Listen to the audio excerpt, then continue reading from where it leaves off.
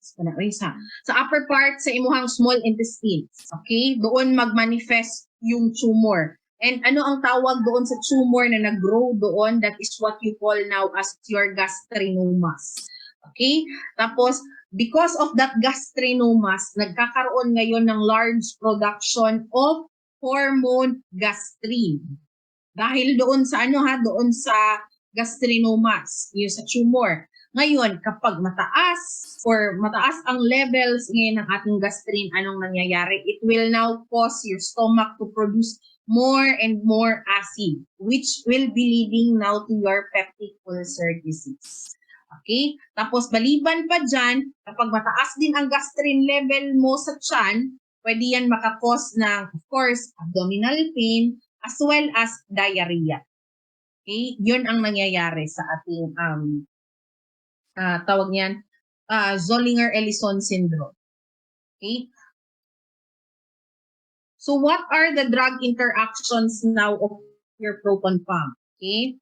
So if you're going to give proton pump together with your ketoconazole or nizoral and your theophylline, it will have a decreased absorption and concentration in the blood. Bakit? Bakit nagkakaroon? Okay? It is reported, okay, based on study daw, that if you're going to combine ketoconazole and as well as theophylline with your proton pump, okay, nagiging less effective ang gamot. Itong mga gamot na ito, if you're going to give it together with your proton pump inhibitors. Kaya, if you're going to give this with your proton pump, there should be interval with the drug administration. Okay? What about with digoxin? If you're going to give it together with your proton pump, mas nagiging faster ang absorption ng digoxin, and mas magkakaroon ng increased concentration in your blood plasma ang inyong digoxin. And we don't want that to happen. Bakit? Remember your digital toxicity. Yung digoxin toxicity natin. So, hindi tayo pwede lumagpas doon sa window ng ating safe levels for the digoxins. Okay? What about your benzodiazepines? Okay? Your diazepam, as well as your mga Coumadin, phenytoin, and dilantin. Why we should not give it together with your proton pump inhibitor? Okay?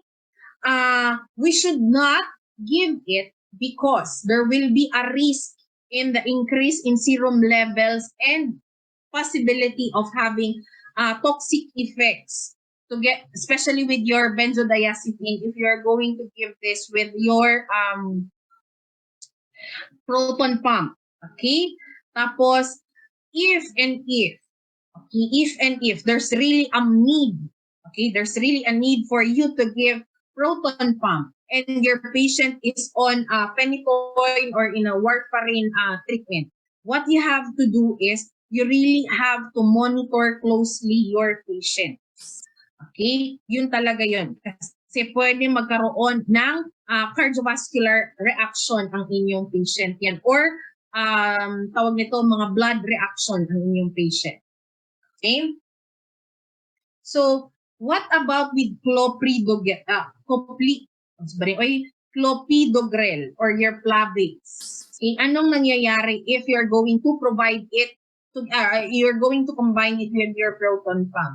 Ano ba itong clopidogrel? Okay? Your clopidogrel, okay, this is an antiplatelet medication. Okay, that is used for patients who have stroke or yung mayroong mga blood clot. Okay? So we are going to give this para hindi magkaroon ng heart attack ang ating patient, lalo na kapag they are experiencing severe chest pain. Now, if your patient is taking this and then there's a need for him to use proton pump, okay? Hindi talaga yan i-combine. Bakit? Okay? Pwede mag-cause ng cardiovascular alteration sa rhythm and sa tawag nito function ang iyong patient kapag i-combine mo ang clopidogrel together with your proton pump. This is a very big no. Pwede mo pa ihalo yan with your warfarin or yung mga tawag nito, yung mga tawag nito, blood coagulant drugs mo, but never with clopidogrel or your Plavix. Kasi talagang pwede to mag-cause ng death sa iyong patient. Okay? So what are the contraindications and the cautions that we have to take into consideration for patients who are taking anticoagulant, anticholinergic? Of course, allergy, hypersensitivity reaction brought about by the chemicals that is or the components of that particular drug. Okay, it should not be given to pregnant or lactating women because there is a high possibility of acquiring adverse reaction, not maybe with the mother, but on the fetus or into the neonate. Okay, since it's going to pass on your breast milk and your placental barrier. Okay, and put into consideration that this drug or your proton pump is not given to patients who are 18 years old and below. Bakit, ma'am? Because it's not yet proven the effectivity and the efficacy of this drug to this age group of people. If there's a need, okay, if there's a need for children, okay, to take proton pump, what's only the drug that is only allowed for them is the proton pump that is only allowed for them is your lansoprazole. Okay? Again, it's only lansoprazole that is allowed for patients that is 18 years old and below. Okay? It's your lansoprazole.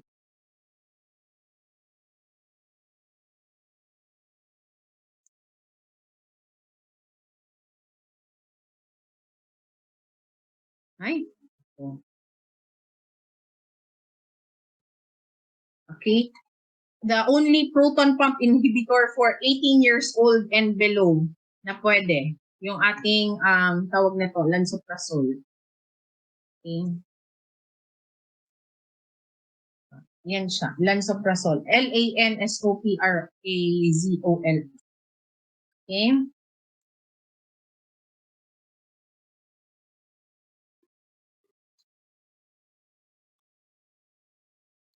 So what are now the adverse effects of this drug? Okay. Common headache, dizziness, vertigo. If you are going to look at it, it's almost the same with all other drugs that we have discussed. Okay? Rashes, diarrhea, abdominal pain, nausea and vomiting, upper respiratory infection, as well as cough. Okay? So those are the adverse effects now of your proton pump inhibitors. Okay. What about their nursing interventions? So you really have to perform physical examination to establish baseline data before beginning therapy. That is to determine the effectiveness of the therapy and to reevaluate, okay, your patients, if your patient is manifesting improvement or adverse reactions of the drug that they are taking. Okay, assess for possible contraindications and caution because okay, we don't want or we have to take note of history of allergies. Okay, yung mga patient natin na merong mga hypersensitivity reaction with regards to mga proton pump inhibitors. And we have to take note also if they are pregnant or lactating kasi nga we don't want them to have adverse reactions may not be on the mother but on the fetus or into the neonate. And then your proton pump inhibitors must be taken before meals to have its greater effects and for faster absorption. And there should be a regular medical checkup.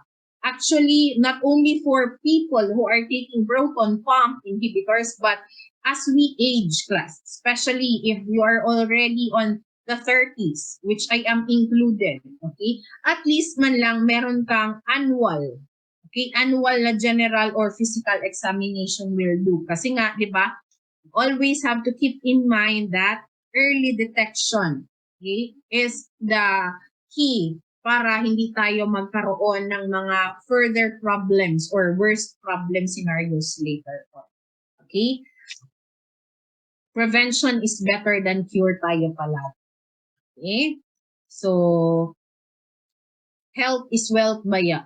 Sarili muna bago ang ibang bagay. Okay?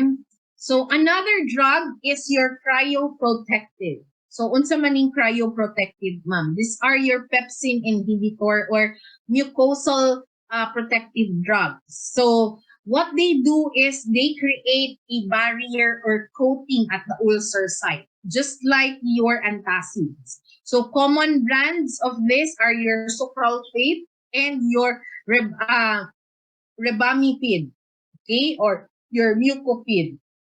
So, ito yung mga available drugs natin. Okay? So, what are the side effects now of these drugs? Okay? Constipation, dry mouth, stomach upset, flatulence, nausea, rash, itching and swelling, dizziness, as well as DOB. Okay? So, what are now the nursing interventions if your patient is taking cryoprotective drugs? Okay, you have to give. Okay, you have to give the drug before meals, and you have to complete the therapy. Okay, the drug therapy that is usually ordered by your physicians, ranging from 4 to 8 weeks, depending on the severity of the case. Okay? It should be taken 1 hour apart from your antacids. Okay? That is for your cryoprotective. And if there's a need for you to take digoxin and you are going to take sucralfate, okay, you must have 2 hours interval each drug. Whether, diba, sabi, it is best taken before meal. So you have to take first your sucralfate, okay, sucralfate, and then your digoxin. Or you can do first your digoxin and then your sucralfate. Basta meron siyang 2 hours interval, okay, before you're going to take one drug and then the other. So, another is your prostaglandin analog. Okay. Ano itong prostaglandin analog natin, ma'am? Actually, class, this drug is still the same for stomach ulcers. But, okay, these are, tawag nito, this kind of medication is really used if your patient were taking NSAIDs, okay, as one of the reasons bakit sila nagkaroon ng ulcerations. Prostaglandin analog talaga yung ginamigay natin. Okay? So, anong ginagawa ng ating prostaglandin analog? They decrease vagal activity by inhibiting gastric acid secretion, protecting the gastric mucosa, and it promotes secretion of sodium bicarbonate and cytoprotective mucose in your GIT. Okay? So it also helps in what? Kanang decreasing the risk for creating mga complications from your ulcerations like yung mga bleeding. Yan ang natutulong ng ating prostaglandin. Ngano man, ma'am. Okay? Actually, class, this prostaglandin analog is has the ability to make contraction. Kaya nga, class, okay? One of its example, okay? Example gid ani prostaglandin analog is your misoprostol. Ma'am, ang misoprostol, di ba tambal man na siya sa kanang ginahatag for contraction? Yes. Okay? And this is one of the medications that we are going to give to our patients who are on labor. Okay? Kabalo ko ang uban sa inyo nakadungog na ani. Muingon ang OB na, ma'am, tagai og kanang misoprostol 2 tablets intravaginal o intrarectal. Per rectum ang imuhang patient. ginahatag na nato para magkaroon ng contraction ang imo para maka-deliver na ang imuhang mama or ang imuhang pregnant patient. Okay? But naalang ko yung story. Okay? Way back when I was in college, I have a classmate. Okay? I have a friend na nagkaroon siya ng nabuntis siya when we were on our third year. Okay? Tapos, na siya'y nakaila nga kanang midwife. Okay?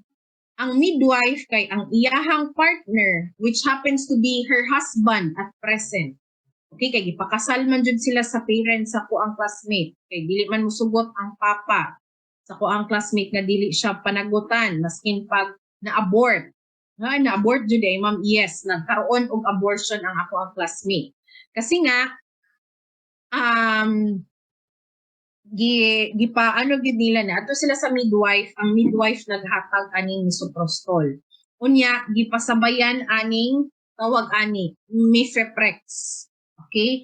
When this misoprostol and this mifeprestone is combined, it will what? It will really end the pregnancy fast.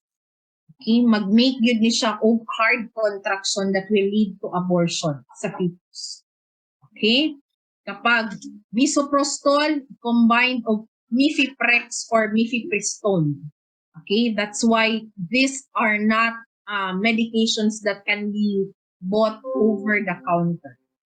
Okay? So, mo to ang mahitabo sa kong classmate. Nagkaroon siya og bleeding. Okay? Pagka-bleeding niya, hapit pa siya namatay. Okay? Gitago-tago man sa parents. Okay? Gitago-tago man sa parents. Tapos, unsay nahitabo. Okay? Ang iyahan ng 9 grammars na lang siyang iyang hemoglobin. Diba? So, kailangan na siya og blood transfusion. Mao to nag-admit siya. Pag-admit, syempre, kailangan makabalo ang parents. Dito na nakabalo.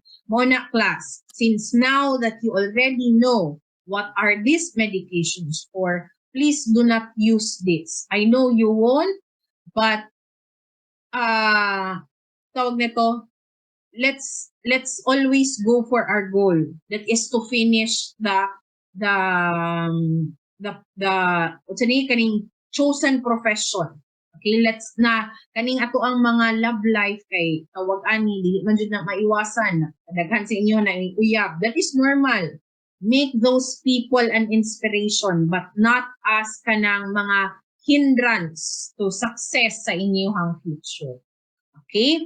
Kay para dili ta mo abot sa point na we are going to use these medications to end the life of a person, okay, or a human being that has not yet kanang tawagan ni kanang seen the world.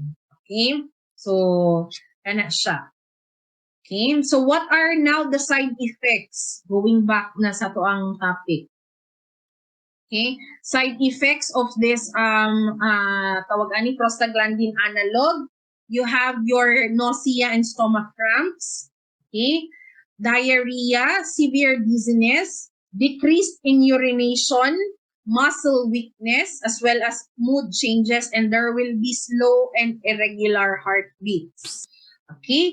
And you have to put into consideration that if there's a need for you to take your tawag nito yung prostaglandin analog, make sure that you have to take it with food and you should not have any alcohols or you should not be taking NSAIDs including aspirin, and smoking is not allowed. Kasi nga, di ba, the use of alcohol as well as the use of smoking can increase risk of stomach bleeding. Okay? So, we really have to stop these mga vices if we are going to take these medications. And put into consideration that your prostaglandin analogs can cause uterine contractions. That's why if you know that your patient is pregnant, you should not give prostaglandin analogs. Okay? So, our discussion is finished. I just want you to show or listen to this video because this is the summary of everything that we have discussed for this afternoon. Peptic ulcers are the areas of erosion. Sorry. Peptic ulcers are the areas of erosion, degeneration, and necrosis of gastrointestinal mucosa exposed to acid peptic secretion. They can occur at any level of the alimentary tract that is exposed to high Hinay ang audio, sandali ha. in either the duodenum or stomach. The causes of peptic ulcers. Wait lang.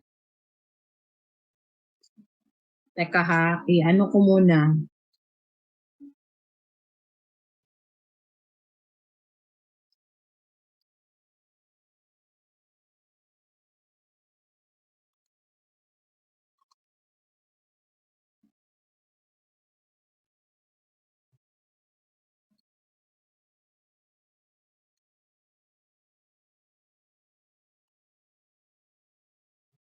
Ulcer includes stress, Helicobacter pylori infection, use of NSAIDs or non-steroidal anti-inflammatory drugs, use of local irritants such as heavily spiced foods, alcohol, and cigarette smoking. The treatment of peptic ulcer includes the use of antacids. Antacids are the simplest way to treat the symptoms of excessive gastric acid secretion. They directly neutralize acid, and this also has the effect of inhibiting the activity of peptic enzymes, which practically ceases at pH 5. They relieve the pain of dyspepsia and acid indigestion and enable peptic ulcers to heal. Commonly used antacids are aluminum hydroxide, magnesium hydroxide either alone or in combination, calcium carbonate and sodium bicarbonate. Sodium bicarbonate can be absorbed systemic and can produce transient metabolic alkalosis. It is also known systemic antacid. Most antacids in common use are salts of magnesium and aluminium. Magnesium salts cause diarrhea and aluminium salts constipation, so mixtures of these two can, happily, be used to preserve normal bowel function. Alginates or simeticone are sometimes combined with antacids. Alginates are believed to increase the viscosity and adherence of mucus to the esophageal mucosa, forming a protective barrier, whereas simeticone is an anti-foaming agent, intended to relieve bloating and flatulence. Another approach to reduce gastric acidity is by inhibiting gastric acid secretion with a histamine H2 receptor antagonist or a proton pump inhibitor (PPI). The H2 receptor antagonists, or H2 blockers, include cimetidine, famotidine, ranitidine, and nizatidine.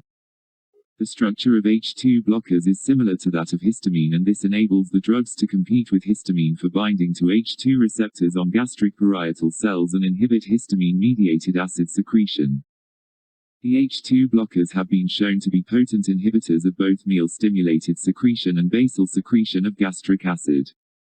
Proton pump inhibitors or PPIs. The PPIs include esomeprazole, omeprazole, pantoprazole, and rabeprazole. The PPIs are acid-labile prodrugs that are administered orally as sustained-release, enteric-coated preparations. After they are absorbed from the gut, the drugs are distributed to the secretory canaliculi in the gastric mucosa and converted to active metabolites which form a covalent disulfide link with a cysteine residue in the proton pump, H+, K+ ATPase, found in the luminal membrane of gastric parietal cells. These drugs irreversibly inhibit the proton pump and prevent the secretion of gastric acid for an extended period. The drugs can produce a dose-dependent inhibition of up to 95% of gastric acid secretion, and a single dose can inhibit acid secretion for 1 to 2 days. Hence the PPIs are more efficacious than the H2 blockers for most conditions. PPIs are highly effective in treating peptic ulcer disease. Zollinger-Ellison syndrome, a condition characterized by severe ulcers resulting from gastrin-secreting tumors, gastrinomas. Cytoprotective drugs. Sucralfate, bismuth chelate and misoprostol are considered as cytoprotective agents. Sucralfate is a viscous polymer of sucrose octasulfate and aluminum hydroxide. This sulfated polysaccharide adheres to ulcer craters and epithelial cells, and it inhibits pepsin-catalyzed hydrolysis of mucosal proteins. Misoprostol is a prostaglandin E1 analog.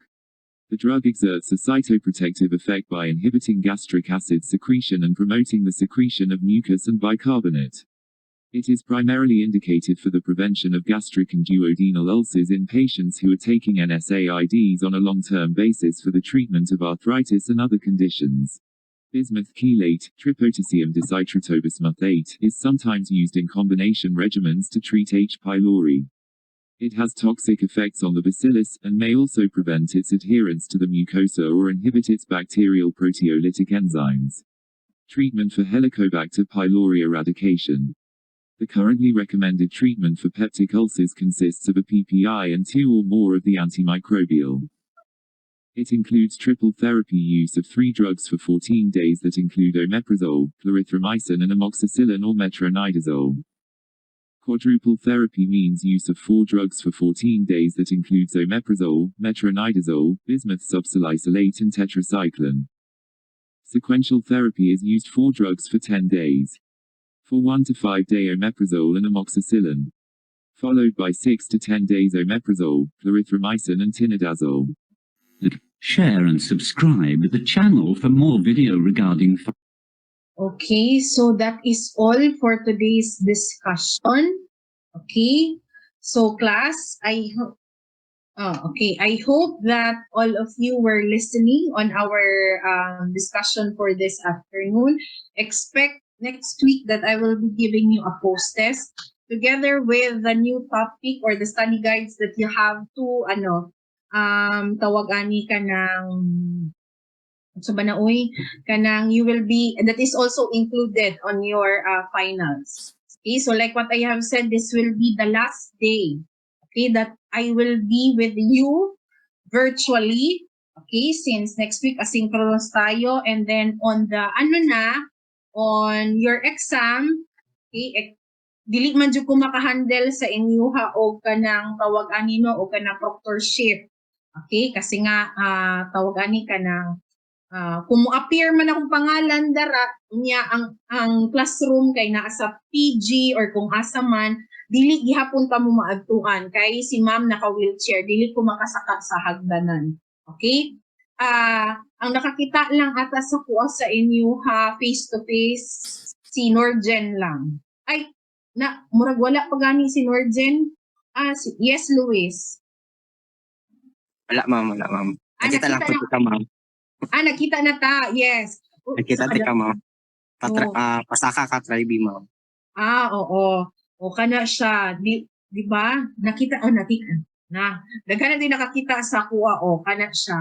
So naay limitations ang ako ang maadtuan mao na nga dili dito mo mahandelan kay di ba usually ang NCM 206 nato kay nasa PG ang kanang rooms.